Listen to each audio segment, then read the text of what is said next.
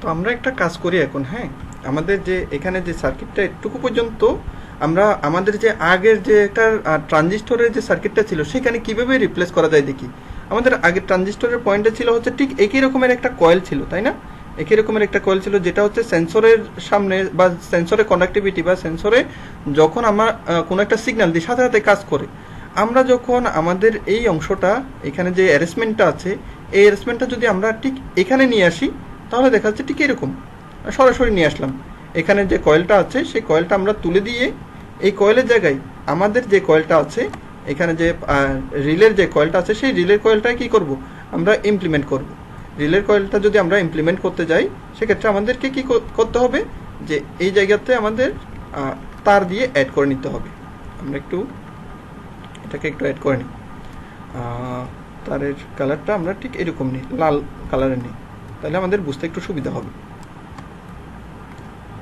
এই দুটো পয়েন্ট যেহেতু কয়েলের পয়েন্ট সেক্ষেত্রে আমরা করলাম কি, যে এই যে 5 ভোল্টের সাথে এই কয়েলের সাথে লাগাই দিলাম এবং বাকি আর একটা পয়েন্ট যেটা আছে সেটার সাথে এই পয়েন্টের সাথে লাগাই দিলাম। এখন ঠিক আগের মতো হিসাব খেয়াল করে দেখুন তো, যে আমি যখন সেন্সরের সিগন্যাল 1 দিচ্ছি সাথে সাথে কি হচ্ছে, এই কয়েলের মধ্যে এখানে যে রিলের ভিতরে যে কয়েলটা আছে সেটা কন্ডাক্টিভিটি পাচ্ছে এবং NO এবং কমন কি হয়ে যাচ্ছে, একত্র হয়ে যাচ্ছে। যখন সেন্সরের সিগন্যাল 0 দিচ্ছে তখন কমন এবং NC কানেক্টেড হয়ে যাচ্ছে। তো এক কথায় বলতে গেলে আমি সিগন্যাল দিলেও একটা দিয়ে কাজ করাতে পারবো, সিগন্যাল না দিলেও অন্যটা দিয়ে কাজ করাতে পারবো, সেটা আমার পক্ষে অবশ্যই সম্ভব। তো সাপোজ এই সেন্সরটা, এখানে যে সেন্সরটা আপনারা দেখতে পাচ্ছেন এই সেন্সরটার নাম দিলাম হচ্ছে আমি ওয়াটার সেন্সর।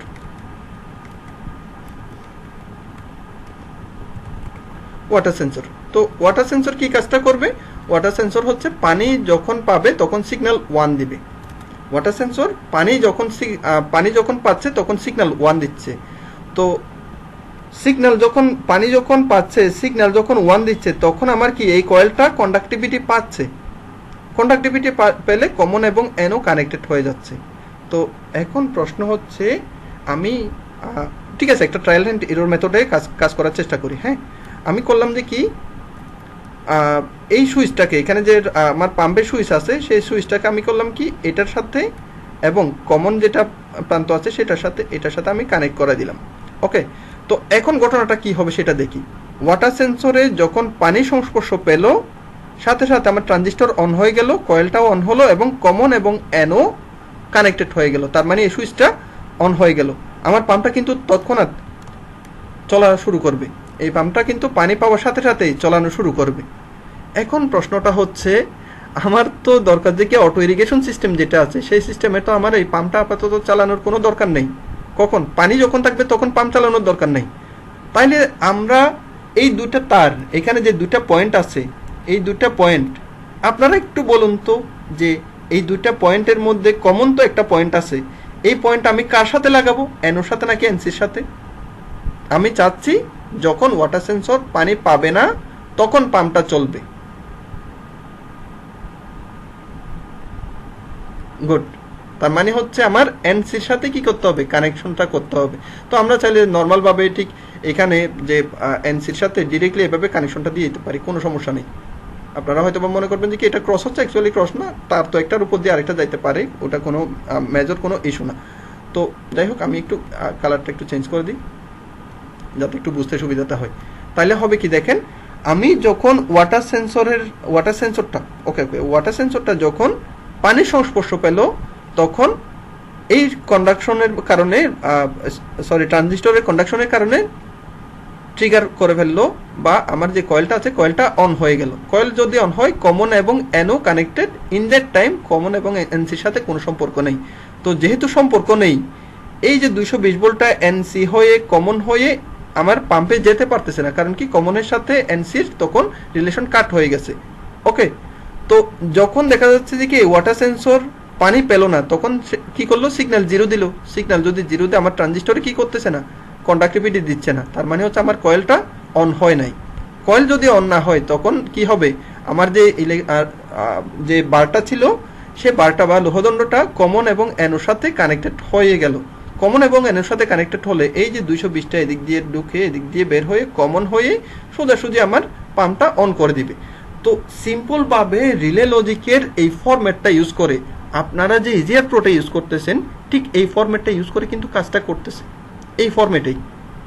ইভেন এটার অ্যাপ্লিকেশন যে কত কত জায়গাতে আছে আপনারা কল্পনা করতে পারবেন না, কত কত জায়গাতে।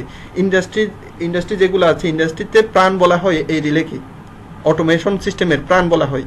তো এই রিলেটা কি করবে, যে সিম্পল দেখুন ওয়াটার সেন্সর থেকে যে সিগন্যালটা আসতেছে সেটা কিন্তু খুব কম মানের সিগন্যাল, খুব কম। সেটা হতে পারে 0.7 ভোল্ট বা 1 ভোল্টের এরকম কাছাকাছি। 1 ভোল্ট হলেও সেটা সিগন্যাল কিন্তু 1 দিচ্ছে।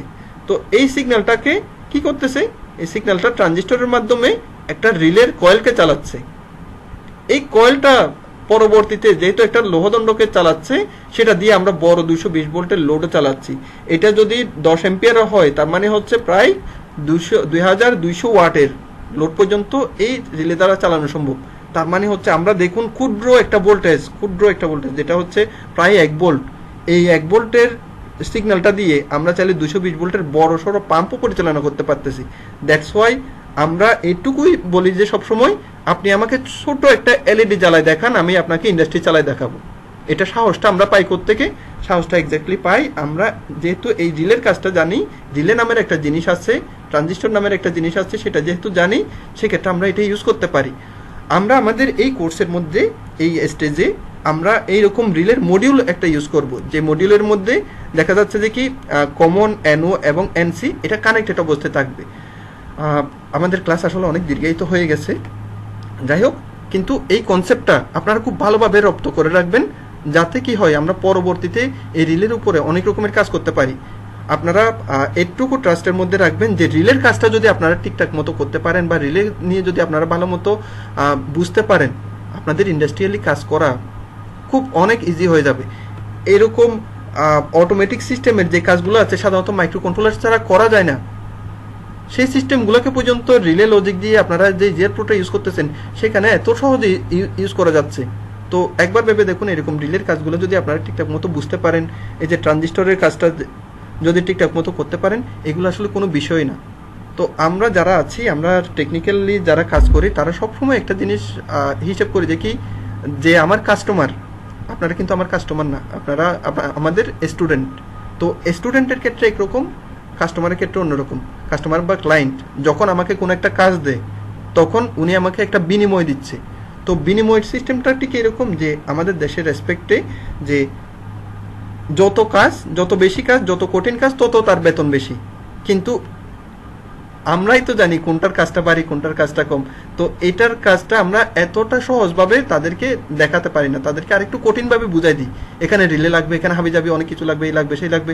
যখন দেখবো যে কি আমরা কাজ অনেক বাড়াই দিচ্ছি বা বেশি বাড়াই বলতেছি, তখন তারা মনে করবে যে কি জিনিসটা আসলে অনেক কত না কমপ্লেক্স একটা জিনিস নিয়ে তারা কাজ করতেছে। অ্যাকচুয়ালি এতটা কমপ্লেক্সের কিছু না, খুব সিম্পল। এখানে দেখুন, এই যে দুইটা তার যে লাগালাম, এই দুইটা তার যে এখানে লাগালাম, এটা কিন্তু নর্মালি আমাদের বাসা বাড়িতে একটা সুইচ থাকে। সেই সুইচের মধ্যে কিন্তু আমরা কি লাগাইছি, দুটো তার শুধুমাত্র কমন এবং এনও এবং এনসি থেকে নিয়ে আসছি। এইটুকু অবস্থায়, রেডিমেড অবস্থায় কিন্তু মার্কেটে পাওয়া যায়, রিলে মডিউল পাওয়া যায় একদম রেডিমেড অবস্থায়। শুধুমাত্র আমরা কি করলাম, সুইচের জায়গাতে আছে, যে সুইচটা আমাদের বাসা বাড়িতে থাকার সেটা তো আছে, শুধুমাত্র দুইটা তার দিয়ে আমরা কি করলাম, এখানে জয়েন করলাম। আমরা আমাদের এই স্টেজে যখন ফাইনাল প্রজেক্টটা করব, তখন কিন্তু 220 ভোল্টের কেবল নিয়েও কাজ করব। যারা জুনিয়র আছেন তাদের অবশ্যই বড়দের হেল্প লাগবে, বিশেষ করে এই অংশতে। এটুকু অংশতে আমাদের কোনো রকমের সাপোর্টের দরকার হবে না, মানে ডিসি অংশতে সাপোর্টের দরকার হবে না।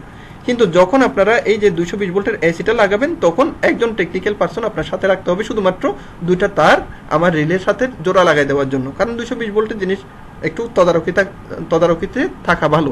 বাট এই কাজটা আপনাদের একটু করতে হবে। কখন আমরা একদম এই স্টেজের লাস্টে যাই, তখন আপনারা এটা করবেন, এবং সাথে যেন আপনি নিজে উপস্থিত থাকেন। কারণ যে টেকনিশিয়ান আপনাদের বাসায় কাজ করে, তার থেকেও আপনার শিখার অনেক কিছু আছে। তো এই উসলে আপনার একটা জিনিস শিখা হয়ে যাক।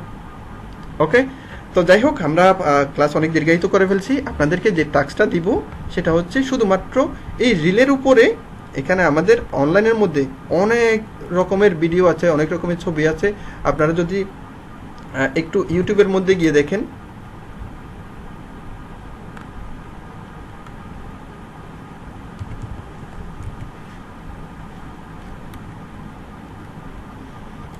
Relay wiring diagram, relay module, এরকম দেখেন অনেকগুলা এখানে কি আছে, ভিডিও আছে। আপনারা চাইলে এগুলো একটু দেখে নিতে পারবেন। এই যে দেখুন ইন্ডাস্ট্রিয়ালি যে এই রিলেগুলো ইউজ করে, এগুলো কিন্তু অনেক ভারী ভারী রিলে ইউজ করে।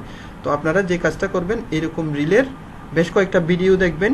ভিডিও দেখার পরে আপনারা সেই ভিডিও দেখে আপনারা কি শিখতে পারলেন, কতটুকু শিখতে পারলেন, ধরা বাঁধা কোনো রকমের লিমিট নেই।